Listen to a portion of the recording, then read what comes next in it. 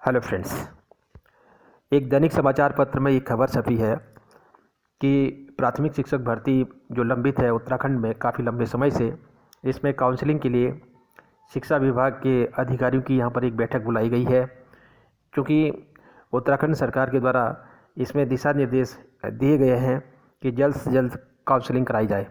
तो फ्रेंड्स, यहाँ पर सबसे बड़ी बात यह है कि जो उत्तराखंड में प्राथमिक शिक्षक भर्ती इतने लंबे समय से रुकी पड़ी है, इसकी वजह है कि अनावश्यक डीएलएड अभ्यर्थियों को प्राथमिक शिक्षक भर्ती से बाहर कर दिया गया। इसमें उत्तराखंड सरकार ने अनावश्यक डीएलएड के हितों को पूरी तरह से बर्बाद कर दिया है और माननीय सर्वोच्च न्यायालय से जो जजमेंट आया है, इसमें उत्तराखंड सरकार ने पूरी तरह से दबाव बनाया है माननीय सर्वोच्च न्यायालय पर, जिसकी वजह से माननीय हाई कोर्ट ऑफ उत्तराखंड के फाइनल जजमेंट को डिसमिस यहाँ पर कर दिया गया और जितनी भी याचिकाएं यहाँ पर लगी थी सबको खारिज कर दिया गया।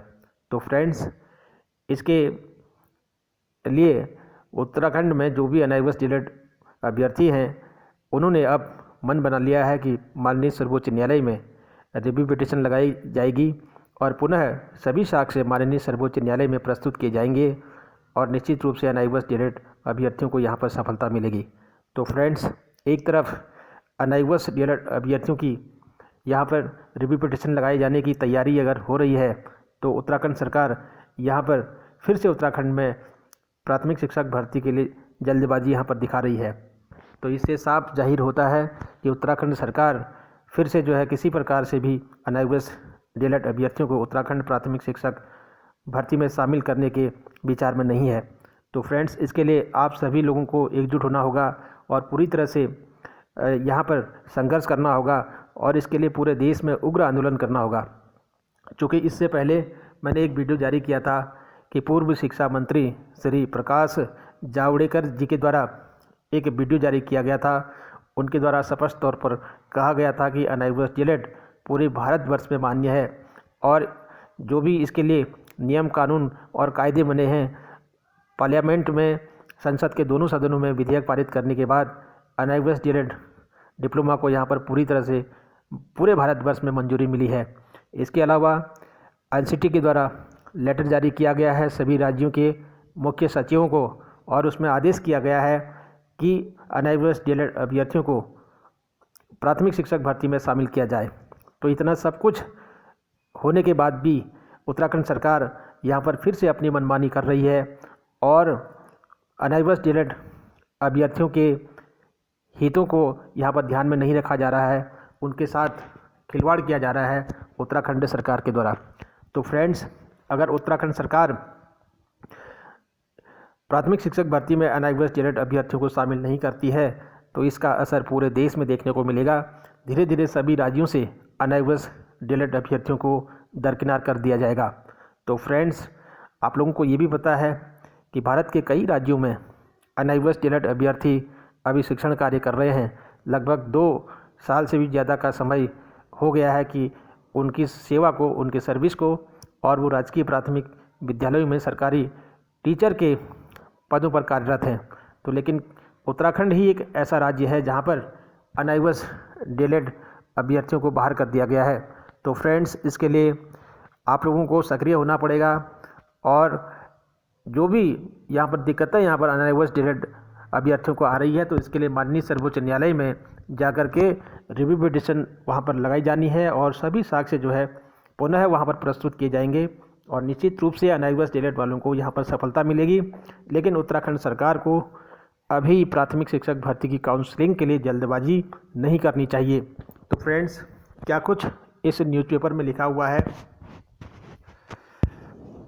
अनावश्यक डीएलएड विवाद की वजह से 2 साल से अधूरी बेसिक शिक्षक भर्ती की प्रक्रिया दोबारा शुरू होने जा रही है।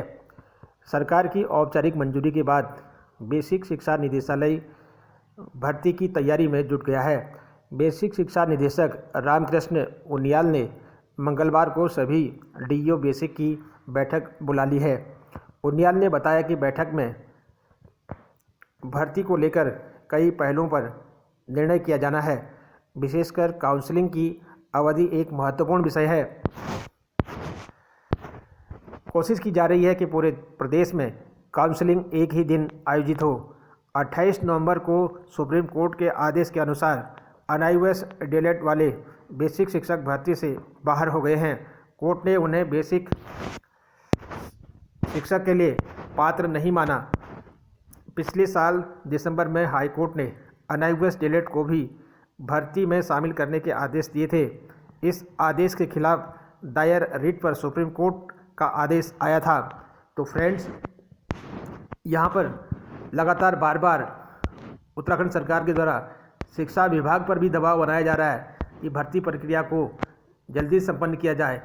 तो फ्रेंड्स, यहाँ पर साफ तौर पर देखने को यहाँ पर मिल रहा है कि किसी न किसी कारण से उत्तराखंड सरकार प्राथमिक शिक्षक भर्ती में उत्तराखंड में जल्दबाजी करना चाह रही है, क्योंकि अनआईओएस डीएलएड वालों के भविष्य का यहाँ पर सवाल है कि पूरे भारतवर्ष में लगभग 14 लाख से भी ज़्यादा अनआईओएस डीएलएड अभ्यर्थी अभी शिक्षण कार्य कर रहे हैं। तो फ्रेंड्स, उनके हितों की यहाँ पर अनदेखी पूरी तरह से हो रही है।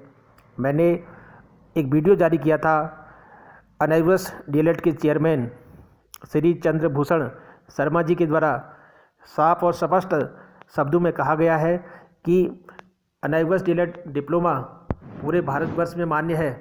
जिस प्रकार से अन्य अनआईओएस से जो भी कोर्स कराए जाते हैं वो पूरे भारतवर्ष में मान्य है, उसी प्रकार से अनआईओएस डीएलएड भी पूरे भारतवर्ष में मान्य है। और किसी भी राज्य में अनआईओएस डीएलएड के माध्यम से आप शिक्षक भर्ती में आवेदन कर सकते हैं। ये ज़रूरी नहीं है कि आप जहाँ पर आपने अनआईओएस डीएलएड से ट्रेनिंग कंप्लीट की है केवल वहीं पर आप पढ़ाते रहेंगे। ऐसा नहीं है कि आप भारत के किसी भी राज्य में नया रिक्रूटमेंट जो भी आता है तो उसके लिए आप अप्लाई कर सकते हैं। तो फ्रेंड्स, इन तमाम सबूतों के बावजूद भी उत्तराखंड सरकार यहाँ पर अनआईओएस डीएलएड वालों को प्राथमिक शिक्षक भर्ती से बाहर करना चाहती है, जो कि एक अन्याय है। तो फ्रेंड्स, फिर से आप लोगों को यहाँ पर एकजुट होना पड़ेगा और एक साथ जल्द से जल्द माननीय सुप्रीम कोर्ट में याचिका दायर करनी होगी, रिव्यू पिटीशन लगानी होगी। तो निश्चित रूप से आप लोगों को यहाँ पर सफलता ज़रूर मिलेगी। तो फ्रेंड्स, फिर होती है मुलाकात आप लोगों से कुछ नई और ताज़ा जानकारी के साथ। तब तक के लिए जय हिंद, जय भारत।